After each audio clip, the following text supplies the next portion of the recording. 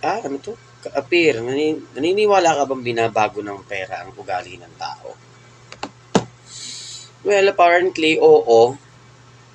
Personally, sa sarili kong experience, oo, binabago ng pera yung ugali ng tao. Totoo yun.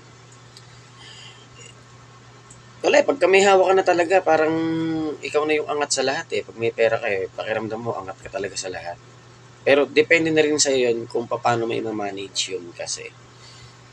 Kung magiging mayabang ka o magiging tahimik ka lang, depende kasi sa'yo yun eh. O depende sa tao.